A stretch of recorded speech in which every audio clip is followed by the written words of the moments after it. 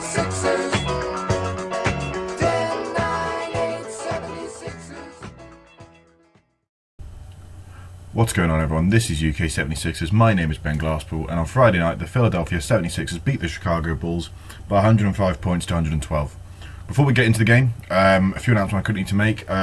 Firstly, sorry for the lateness of this video. I mean, normally I like to get them out the day after, but Saturdays are the day which, only day of the week I get to see my girlfriend, so naturally I have to go see her. Not have to is probably not the right way of phrasing it, but you know, I want to go see her. That's the only day I can, so this is going to have to fall to the wayside if that's the case. So that's the reason for that. Sorry about that.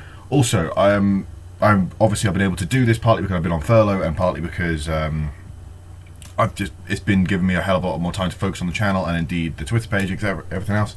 But tomorrow I will be starting my new 9 to 5 job. Now, this doesn't mean the videos are going to stop, doesn't mean the tweets are going to stop. It just means things are going to change around a bit. It means the videos may come a bit later than usual. It means that I might not be live tweeting because I might have to just get some sleep because, you know, I'm going to have to be up early most days. For some games, I might be able to stay up for, i.e. the 12 o'clock tip-off, depending on how I'm feeling.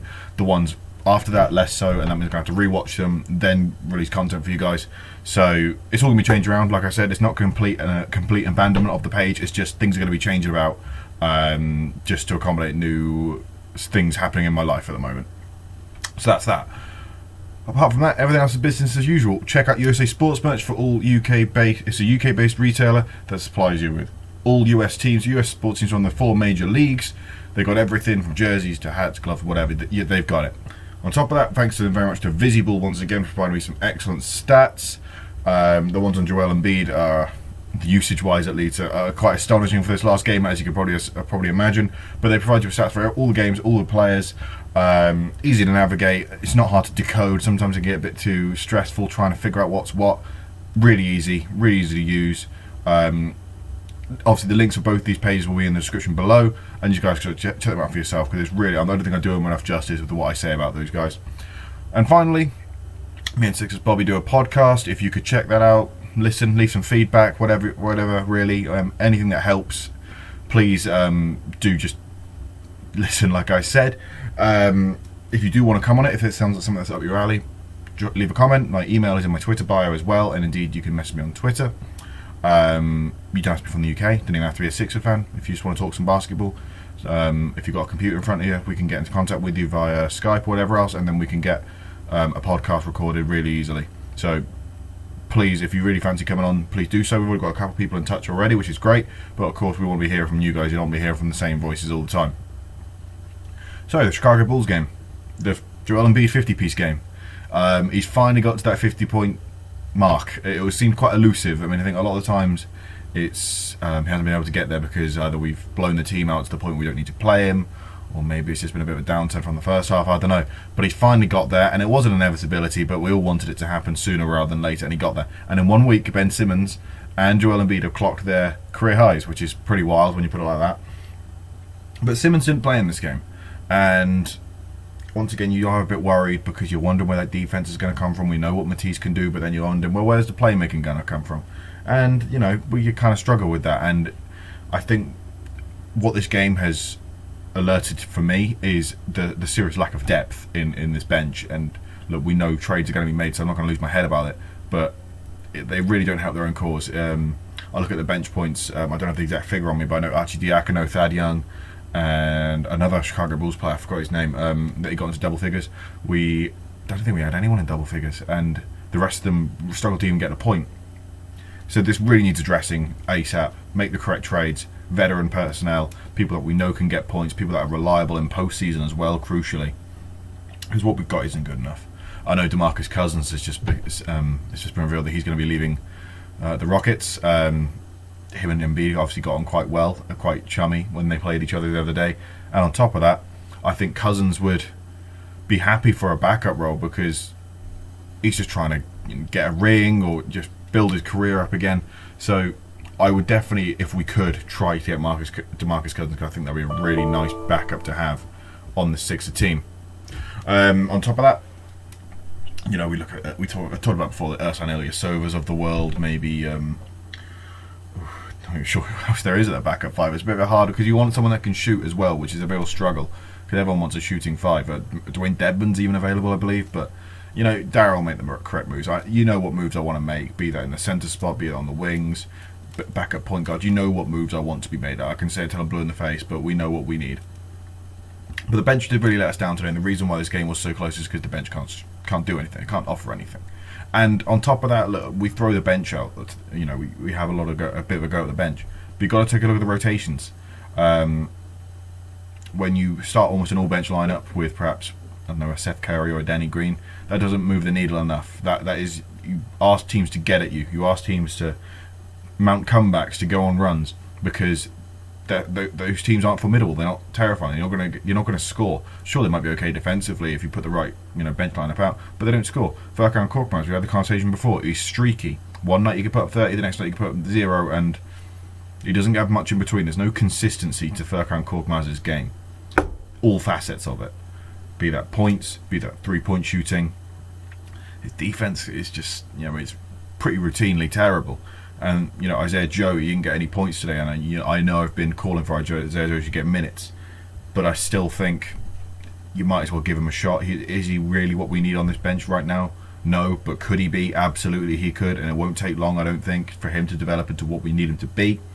So you've got to give him more minutes, in my opinion. Tyrese Maxey, I think he's hit that rookie wall, which so many rookies do, because you go from having a cherry-picked fixture list when you're at college, and then you got this heavy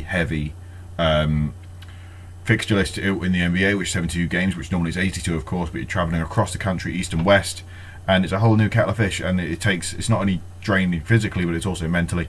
Plenty of rookies have had this issue before, but he just needs a bit of help out there, in my opinion. Might all become a bit too quick for him, or at least he just needs a bit of a rest, and someone else can bear the brunt of it. And it really is a shame that Shake Milton is injured, but even with Shake back, let's not paper over the cracks. We still need more on this bench. So let's talk about the game. When this bench came in, Chicago went on an 18-6 run. Turnovers were a real issue. I think it's almost as if we just lose that bit of concentration almost, and we become sloppy, and we just sleepwalk into turnovers, into conceding sloppy points. And this is this is a mentality thing that needs to be drilled in from the management. Look, players should always have I believe, if you're a professional athlete, you should have the mentality to go out and play and win and stay concentrated and stay motivated. But unfortunately, that's just not the world we live in. They need help from the people in management to ensure that they stay locked in. And I don't see enough of that, really. I don't see people getting held to account. I don't see people changing how they're going about games. Should be making a similar sort of mistakes with regards to turnovers, and even the starting five are make some sloppy turnovers here and there, and they contribute to this lapse in concentration. So that was a real shame to see, in my opinion. And you look at the points of turnovers as a result. It was 19-8 at the start of the third, which is not good enough. It really isn't good enough. And that we let teams back in because of turnovers. We let teams back in because we don't have that intensity. And it's basketball 101. You can do it against the Bulls. You can't do it against anyone, really. And we've really ridden our luck, especially when we've gone out to big leads and we turn the ball over and we sloppy on defense. We saw what happened in the game beforehand against the Rockets. We want to let them back in through the same issues. But what I will say is that Matisse Thybulle, in terms of defense, was fantastic. Now, we knew that the Chicago Bulls run primarily through Zach LaVine, almost all the time, because he's an elite player. He had 30 points, 5 rebounds, 5 assists. You might be thinking, well, yeah, he's a pretty solid night. He did shot all that on 32% shooting. And who was on in the majority at that time? Matisse Thybulle. He had 2 early blocks. He really set the tone. Finished on, well, he finished usual output, 2 points, 2 assists or so. But he had 1 steal and 3 blocks. This is what he does. And lockdown's not the correct word, because Zach LaVine will still get his. But he really stifled his progress throughout the game. He didn't let him get any momentum. He didn't let him get ahead of steam. There were some times where he hit these really obnoxious shots, which is like, okay, fair enough, what can you do? But that's good offense always beats good defense. Unfortunately, that's just the way it goes in the NBA. But then we talk about we let teams back in. Zach LaVine went on a bit of a run in that fourth quarter, gave us a bit of a headache. But then Joel Embiid did Joel Embiid things, and from the mid-range this season, that's what I want to talk about primarily. From the mid-range this season, he has been lights out. It is automatic. You're not worried. And as he steps to the side over Wendell Carter Jr. It was already quite a tight game at this point. Hits it, and you're just like, okay, he'll carry us home to victory. He was fantastic once again, deserved of that 50-point game, 17 rebounds as well. He did it all, 5 assists, 2 steals, 4 blocks. This is a monstrous game. And then we always hark back to the MVP debate. And unfortunately, I still think LeBron will get it, not because I think he deserves it, because I think media will peddle it. It really is as simple as that. The media will peddle it. They'll continuously show his highlights on Bleacher Report tenfold more times than they would show any Joel Embiid highlights. And that's unfortunately how it works in the NBA, is that whoever gets the most coverage often gets the most. That's the key link to who actually gets the MVP, which is a real shame. But maybe I could be proved wrong, because Embiid is now averaging 30 points and 11 rebounds. Once you start averaging over that 30-point mark, you put the league on notice, and they have to take notice of you. And don't get me wrong, they're already taking notice of the guy, but this is like a whole new kettle of fish. We know Bradley Beal's averaging 30-odd points, 30 plus. Embiid's averaging 30 plus points, is top of the East, and is contributing to winning basketball. He is the anchor of this team. No Embiid on both ends of the court. No Embiid, I dread to think where we'd be in these standings. I really would. And he's the reason we're doing so well. So he's averaging these insanely good stats, all of which, and none of which are empty. We needed every single rebound, every single point, every single assist, steal, block, whatever. We needed everything he's given us, and that put us to the top. So really, the MVP debate shouldn't be between him and LeBron. I think it should. I think Embiid's on an island on his own. There's people like Lillard, there's people like Curry, KD, or Jokic, who I think all have a fair shout. And the thing is, the season can change, drop of a hat. So who knows where we're going to be at the end of the season? But Embiid is a front runner for my money. Now look at Harris as well. Harris almost got a triple double, but no one noticed because Embiid was so good. 22, 12, and 7. Embiid and Harris. There was one point I wrote down in the end of the third quarter. Had 37 of the last 42 Philadelphia points. Now it's a real testament to how good they have been. And how they really willed this team to win, but it's also an indictment on everyone else in this team. Look, Seth Curry got 9 points, fine, fair enough, really. Danny Green got 13, which is pretty solid, 4 of 8 from 3, and doing his usual sort of he makes everything, misses everything. He was in a make everything sort of mood. Thibault, we know what his contributions is regarding offensive output, and I really hope that can improve soon enough. But I'm still happy to be patient with the guy because of what he's given us on the defensive end. But it always harks, but it seems to just be harking back to that bench once again, and it's a real shame.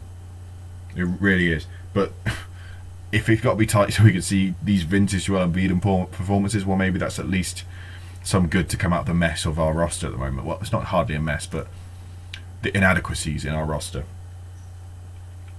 Rebounds. We did all right.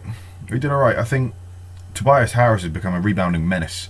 And he really pursues them on both ends, and that's been a real breath of fresh air, because the amount of times I come onto here and come on this channel or indeed on Twitter and been so frustrated with how we're rebounding, or at least the lack thereof, how we are letting teams back into games because of our slack and effortless attempts to try and win the ball back, to give them another opportunity to reset and go again and try and get those points that they missed on the last time.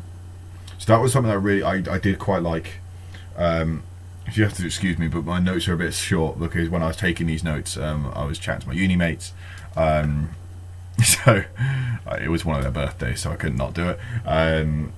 But yeah, that was the Bulls game. It was always going to be a short video, this one. I think all you need to know is Joel Embiid hit 50 points, and he is the MVP of the league, really.